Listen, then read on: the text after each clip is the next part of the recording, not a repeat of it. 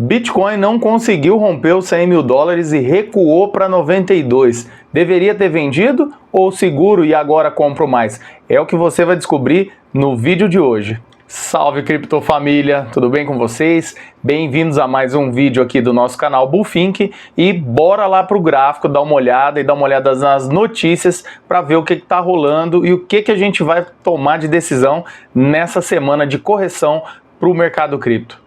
Bom, pessoal, a gente começa aqui, Bitcoin, gráfico de 1 hora, e o que eu quero mostrar para vocês?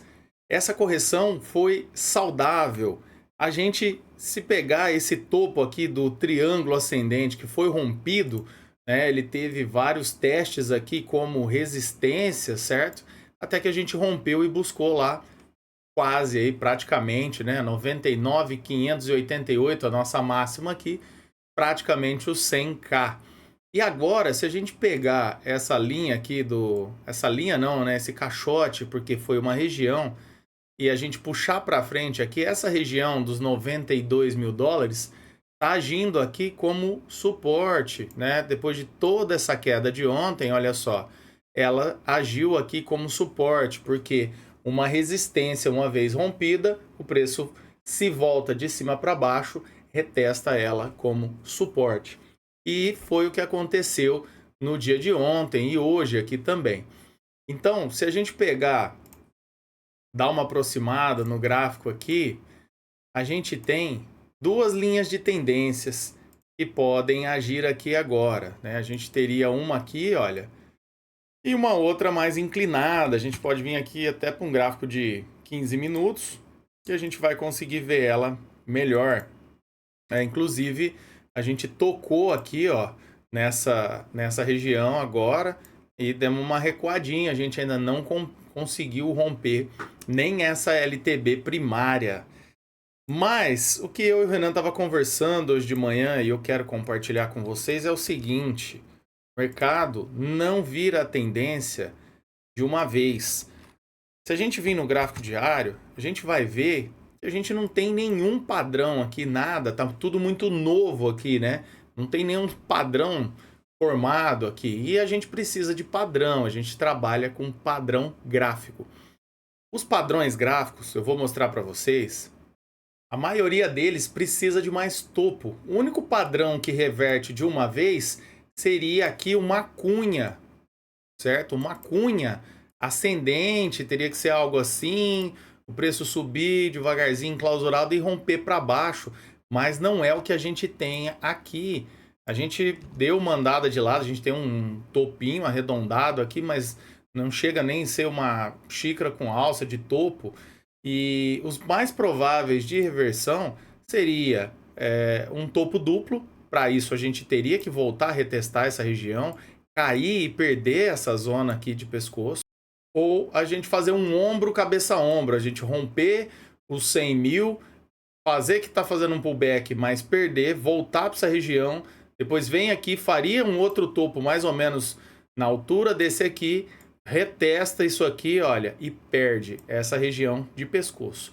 Então, esses dois padrão é o mais comum aí numa reversão de tendência e acho pouco provável do jeito que a gente está vendo o mercado agora, e por estar em ciclo de alta, né, em tendência de alta. O mais provável que eu acho que possa acontecer aqui agora é a gente fazer aqui um triângulo ascendente. A gente tem os topos aqui nessa região e a gente começar a fazer aqui, toca lá de novo, e vem, deixa um fundo mais alto, toca lá de novo, deixa um fundo mais alto até que a gente rompe e talvez faça um pullback, mas eu acredito que nem isso, porque esse rompimento dos 100 mil dólares aqui é um valor, está muito parecido, a gente analisando hoje, com o rompimento dos 20 mil dólares que foi lá em 2020. E eu vou mostrar para vocês. Em 2020, a gente tinha esse topo aqui, que era o topo de 2017, né? O topo anterior ali da alta de 2017, na região ali dos 20 mil dólares. Então, se a gente colocar uma linha de resistência aqui, a gente vê tiver uma pandemia, depois a gente se recupera e busca, né? A gente sai ali dos 10 mil dólares e busca aqui, quase que em linha reta, os 20 mil dólares. Só que reparem, notem que a gente retesta essa região aqui 2 vezes, olha, antes de romper. A gente faz um topo, aqui, praticamente faz outro topo, praticamente aqui no mesmo nível, e depois deixa, olha, fundo mais alto até que a gente rompe, então formando assim um padrão de triângulo ascendente. E olha só, depois do rompimento, a gente tem uma explosão de preço e não volta nem para fazer pullback mais nessa região. E percebe que a gente tem, olha só, grandes recuos. A gente tem recuo sim.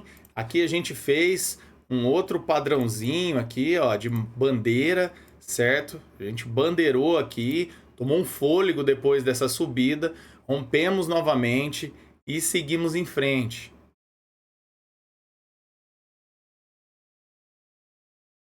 Aqui sim, galera, ó, a gente formou uma cunha nessa região aqui. Isso é uma cunha de alta, olha só, o preço ficou, né, enclausurado ali, se arrastando até que a gente rompe para baixo. A gente rompeu para baixo e voltou aonde? A gente voltou no mesmo nível aqui, ó, no mesmo fundo, foi onde segurou aqui na região dos 30 mil dólares.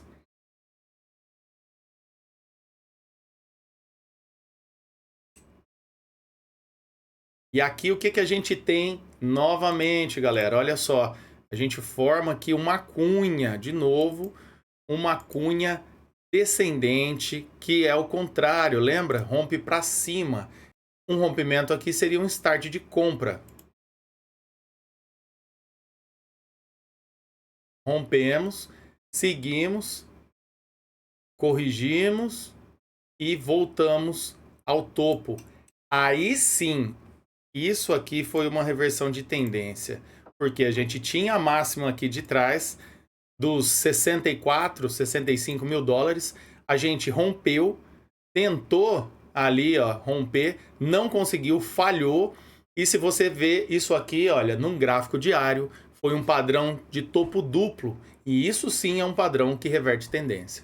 E olha só como reverteu mesmo, né? A gente sai lá de 69 mil dólares e busca o fundo do poço aqui em 2022.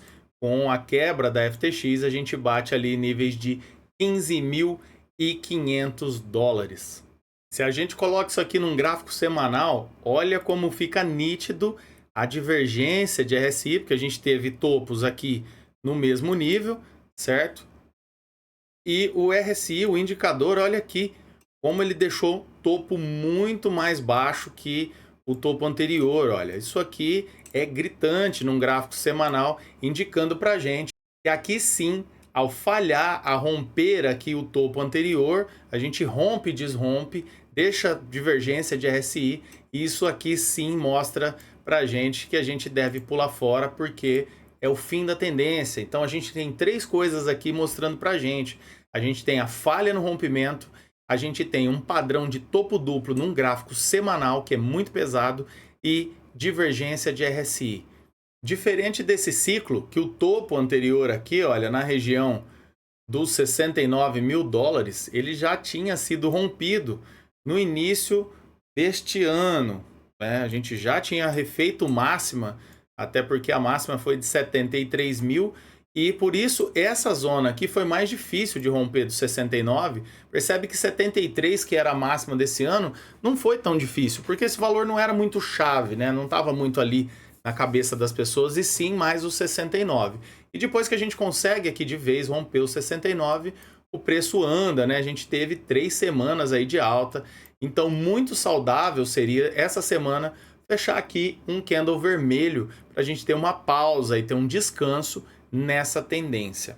Voltando aqui para o gráfico de 1 hora, então vocês percebem como essa resistência agiu muito bem aqui como suporte. Se a gente for para um 15 minutos, olha só, a gente já está rompendo aqui essa microlinha, né? Essa micro LTB aqui, que estava agindo como resistência, né? Foi resistência, resistência, resistência aqui, certo? Aqui também, olha, a gente tentou o fundo e agora estamos conseguindo romper. Muito bem, já estamos caminhando, o preço já volta aí para quase 94 $1.000. Outra coisa, se a gente olhar aqui, ó, mesmo no 15 minutos, o que a gente vê? A gente vê o preço estava fazendo, vou colocar num gráfico de linha, fica até mais fácil da gente ver. Gráfico de linha, olha só. O preço estava fazendo fundos cada vez mais baixo, só que o indicador, o RSI, olha, fazendo fundos cada vez mais alto. Não só no 15 minutos, se a gente mudar para 1 hora, isso aqui também vai estar aqui, ó. Só carece de um pequeno ajuste. Também está aqui, ó. Só dar uma ajustada, mas está aí. Divergência também no gráfico de 1 hora. O preço fazendo fundos cada vez mais baixo e o indicador fazendo fundo mais alto. E assim a gente já tem um rompimento aqui. Já tem um pivôzinho armado aqui, olha só. No gráfico intraday de 1 hora.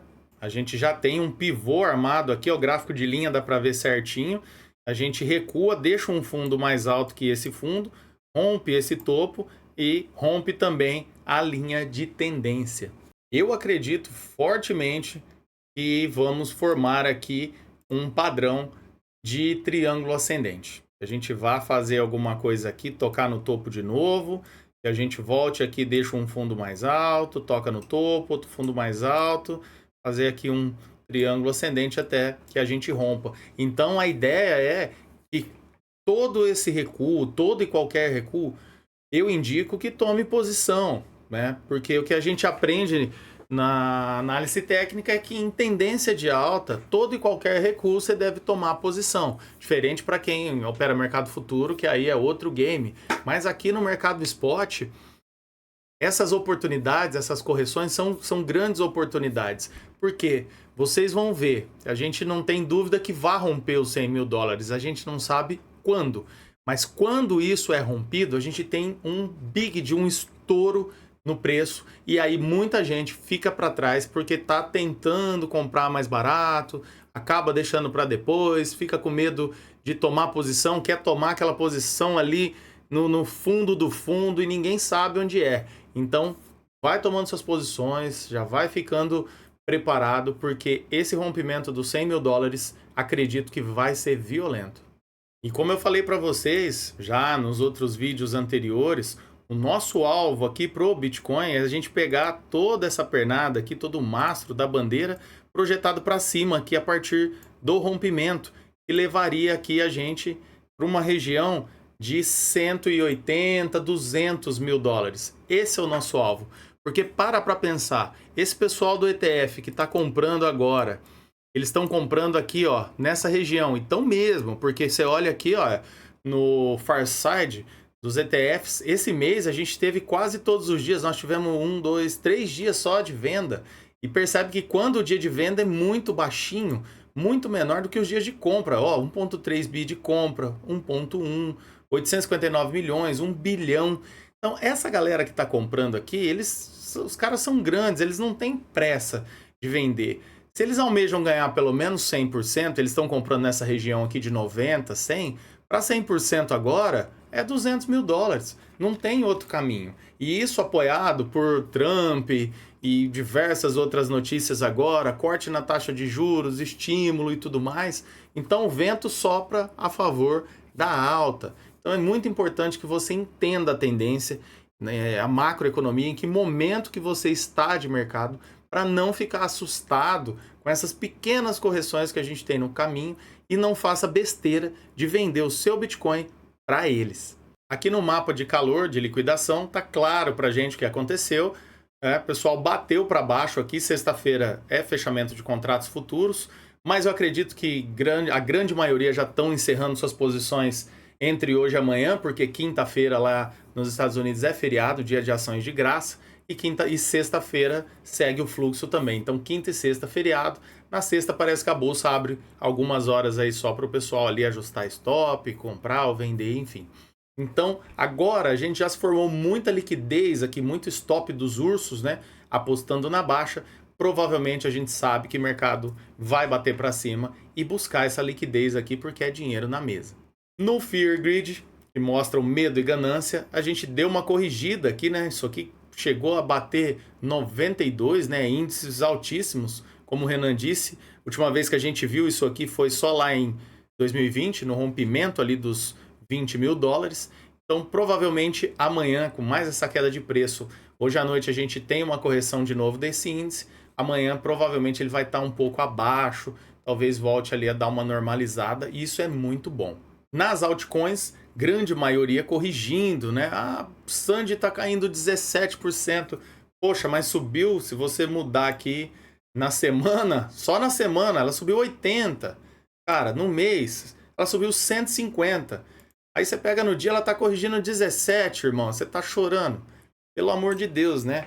Não é a alta eterna. Então você tem que entender a tendência. A gente expande bastante e retrai um pouquinho. Expande bastante e retrai um pouquinho. O problema é que o cara olha o saldo ali num dia, ele tá com 10 mil. No outro dia, ele olha, tá com 9, ele já se sente pobre. Mas ele tem que ver que ele não tem esse dinheiro.